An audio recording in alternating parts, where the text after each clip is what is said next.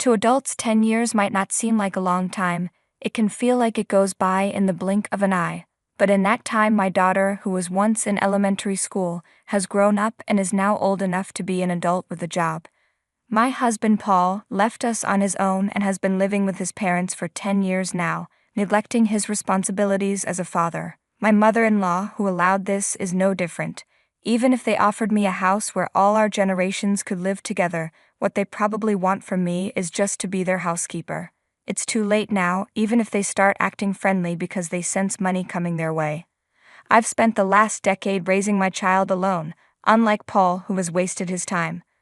My name is Judy. I'm 53 years old, a full-time housewife with a part-time job. My only daughter, Hannah, who lives at home while attending university, recently got a job offer and will start working next year. I worry about her because she's still inexperienced in the ways of the world, but I'm happy she has grown up well. Raising a child seemed to go by in a flash, but I still have her student loan to repay.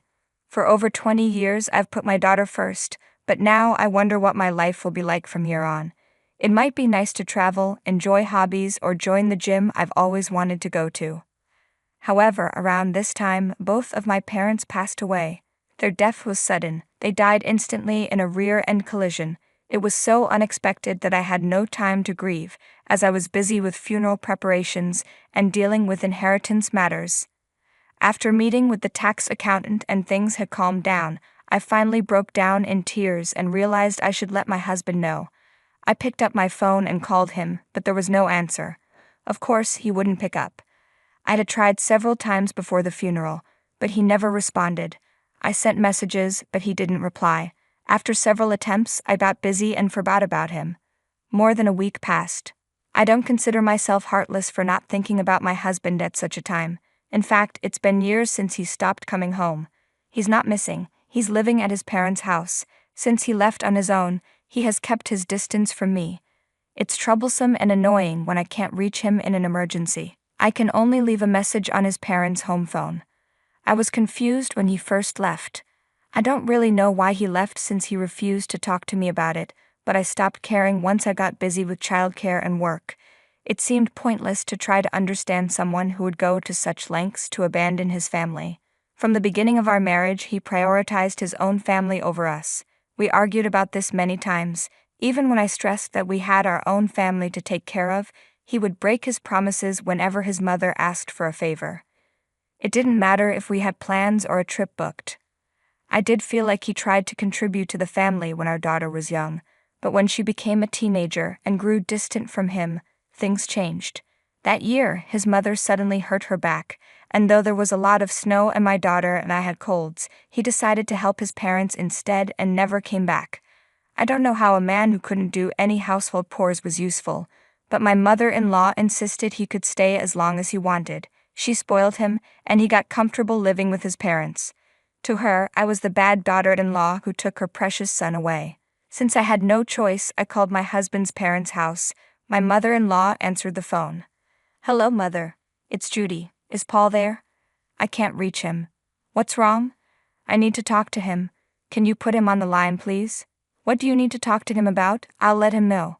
This was the usual conversation, which is why I haven't spoken directly to my husband in years.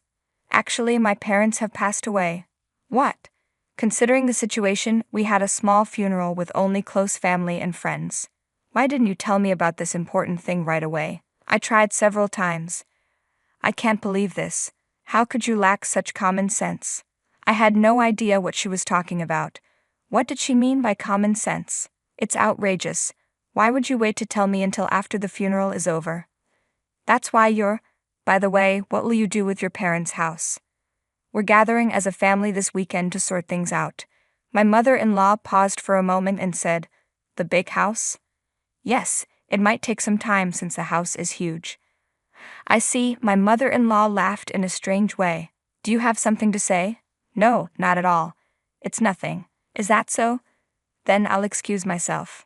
After hanging up, my daughter, Hannah, looked at me with concern.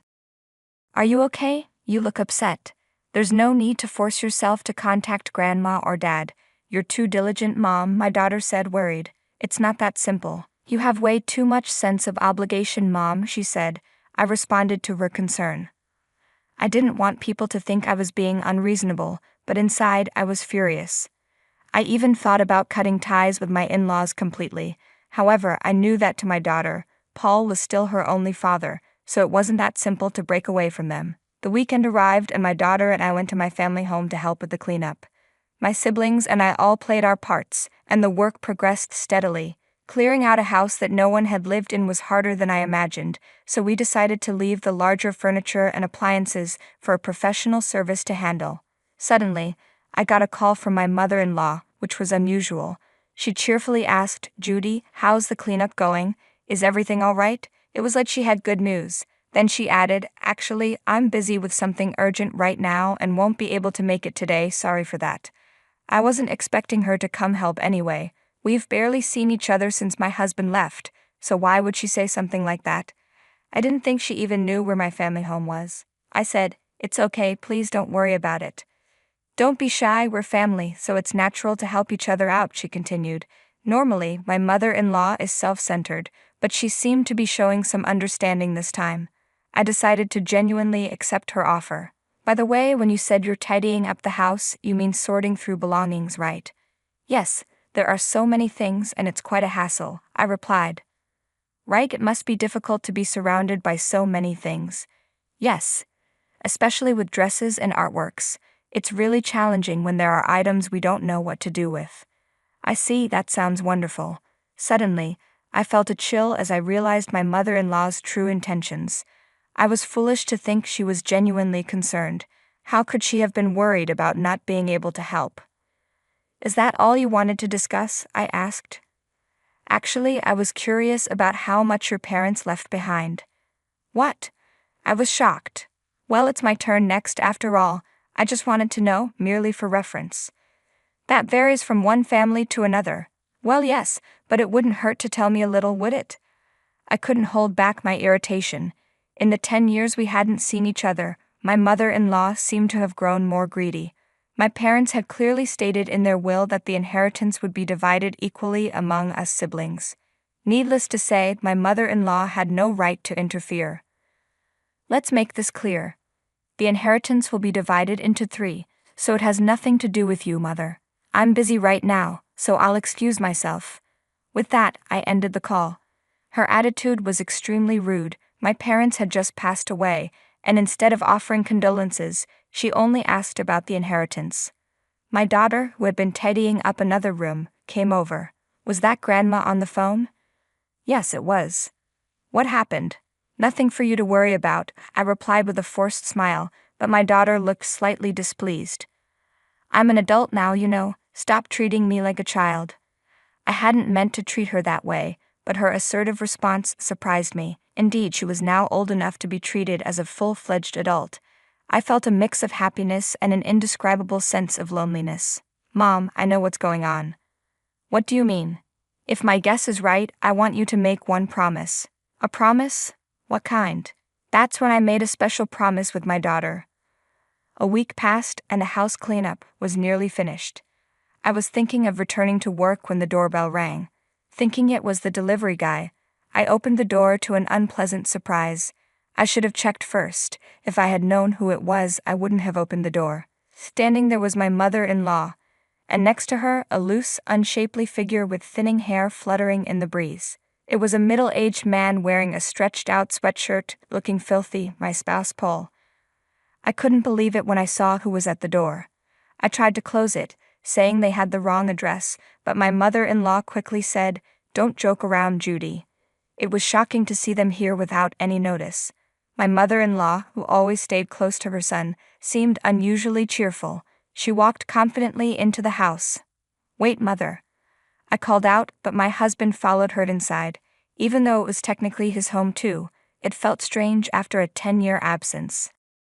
He was practically a stranger to me now, and I certainly didn't want to welcome him in, especially looking so unkempt. "I have a surprise for you, Judy. I thought you'd be pleased," my mother-in-law said cheerfully. My husband sat down next to her. "Oh, I'd like some coffee, please. Paul, how about you?" "I'll have tea. Judy, please bring us some." I couldn't believe their audacity. How could my husband, who left without a word and lived with his parents for 10 years, now demand tea as if nothing had happened. I wanted to scream, but I kept my composure and asked, "What's the occasion? What's wrong, Judy? Make it quick." My mother-in-law replied. "If you have no business here, please leave," I said calmly. "What a rude daughter-in-law," she muttered, but I felt no obligation to be polite to someone who showed up after 10 years, following their own whims. Just then, my daughter Hannah came downstairs. "It's been so long, Grandma." Her eyes widened in surprise. Even my husband seemed shocked by her reaction. "Hannah, you've grown so much." Who are you?" she asked, not recognizing the man next to her grandmother. "It's me, Dad," my husband said. "Wait, Dad?" Hannah was understandably confused. She hadn't seen him since she was in elementary school. "Sit down here," her father instructed, pointing to the seat next to him. "No, absolutely not," Hannah replied, stepping back. "I have a unique condition that makes me ill if I don't stand. Don't worry about it." I felt sorry for my daughter, suddenly facing this awkward situation. "Take a look at this," my mother-in-law said, pulling out architectural plans from an envelope. The plans showed a luxurious home with enough rooms for 4 families, a rooftop garden, and even a catalog for luxury cars. "How do you like it?" she asked. "What is this?" I asked, confused. "It's our new home, isn't it wonderful?" My mother-in-law said, expecting my agreement. She added, "You can choose the kitchen and utilities, Judy, since you'll be the one using them." "Using them? What do you mean?" I asked. "I recently realized we should live together as a family. Since we just happened to come into some money, don't you agree it's the perfect time?" she explained. "I don't know the specifics, but how does this involve me?" I questioned. "We're family, aren't we?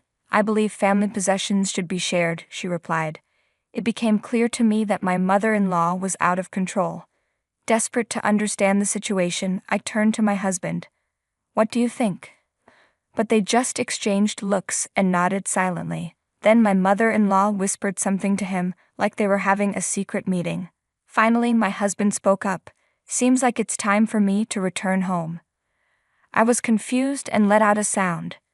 "With the $3 million we inherited, I'm thinking of building a 2-family house to live there with my parents," he said smugly. My mother-in-law nodded, pleased. "Did you hear that, Mom? It's just like I said," my daughter exclaimed. I couldn't help but laugh. "Really? It turned out just as you said, Hannah, you're amazing," I said, and we shared a laugh. The atmosphere lightened, and even my mother-in-law and husband seemed pleased. "I'm glad you two agree. The construction date is already set, and all that's left is to pay the down payment," my mother-in-law said. But Hannah confronted them. "You're completely wrong, Grandma, Dad. Don't you think you're being a bit too oblivious? Even if you say you want to live together, I absolutely refuse to take care of the 2 of you, who have troubled Mom for years." My mother-in-law was shocked. "What? Mom, I won the bet, so keep your promise," Hannah said energetically. All right, I agreed. As we discussed the situation, my mother-in-law suddenly asked, "What do you mean, what promise?" My daughter, Hannah, responded sharply, "Grandma, it seems you can't tell the difference between what's yours and what's not. We bet on whether you were after the inheritance." "Huh? What does that mean?" my mother-in-law asked, puzzled. "If you could tell the difference, you would have told Dad to go back to his own home long ago. But you always said families should stay together," Hannah explained. Then my husband suddenly raised his voice. "I left this house because of you two." My daughter and I exchanged confused looks, not understanding what he was getting at. "I would have forgiven you immediately if you had just apologized. I was waiting for just one word from you both," he continued. "Wait, you lost me. What do you mean?" I asked. "You told me to leave, Judy," he said. I tried to recall but couldn't remember ever telling him to leave. "Have you really forgotten that snowy night when I came home tired from work, and you told me to leave?" Finally, I remembered a faint memory. That night, Hannah and I were bedridden with a cold. He came home without bringing anything and asked, "What's for dinner?"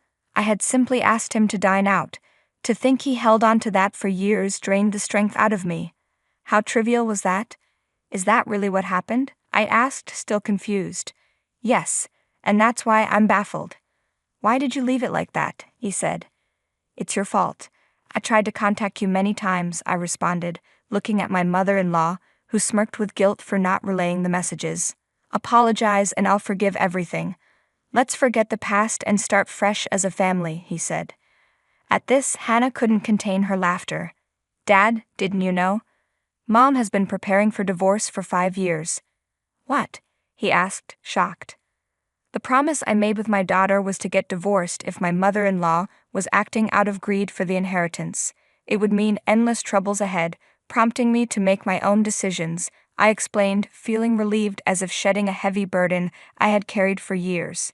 "Don't joke around. Do you think you can just submit a divorce application unilaterally?" my husband retorted angrily. "Long-term no contact and separation are grounds for divorce," I calmly replied. "What does that mean? Didn't you know I thought I was fulfilling my duties as a father by sending money? The amount was too insignificant. Do you think children can be raised on money alone? How can you say you've fulfilled your role as a father after neglecting your family for 10 years? A mother is supposed to take care of the kids," he muttered. "There's no point in talking to you." "Yes, I raised her by myself, and we didn't need you," I said. "You were absent for school events, pickups, and preparing lunches. Even when I was sick, the husband I should have relied on was absent. Your presence was unnecessary then, and it still is." "Let's send this," I said, referring to the divorce papers. "Wait, are you serious? What are you planning to do from now on, Judy? Please help. What should Paul and I do when we get older?" my mother-in-law pleaded, trembling with fear. "You're essentially asking Hannah and me to be your helpers or caregivers?" I asked. "No, that's not what I meant. I don't know what to tell you unless I have something I owe you. What about the $3 million inheritance? Let's use it more effectively," my mother-in-law said desperately. "Where did the $3 million come from? If it's divided among siblings, that implies a $9 million inheritance. That couldn't be possible," I responded, confused. "It's a misunderstanding. There wasn't such a large sum in the first place. Even if there were, I would never build a house for us to live together," I declared firmly, facing my bewildered mother-in-law and tearful husband. "Judy, are you really going to leave me behind?" my husband pleaded. "Continue living at your beloved parents' home as you wish." "Goodbye," I said, resolute. 3 months passed. My ex-husband's ceaseless demands for reconciliation bordered on stalking. His lengthy messages, sent over 20 times a day, went unread. When I hinted at legal action, he backed down. The divorce papers were finally processed without issue. Looking back, my ex-husband and mother-in-law's self-centered imaginations led them to believe others should take care of them. It was a pitiful sight. Even Hannah is striving to become independent. She plans to move out and live on her own after getting a job, a suggestion I made. Though I'll be lonely, it will be a great experience for her to understand the value of money, time, and family. As for myself, I've been offered a full-time position at the company where I worked part-time. After the task of raising a child ended, they strongly recommended me. I'm very grateful for the opportunity. Following the divorce, I'm studying diligently to get a certification, excited about this new journey. When I shared the news with my daughter, she said, "Mom, you're like a new employee, just like me." We laughed together. Time flows equally for everyone, but how we spend those 10 years varies. There will be enjoyable times and moments when things don't go as planned. Maybe after another 10 years, some conclusions will be reached. I plan to live freely, just as my daughter wished for me. I hope you do the same.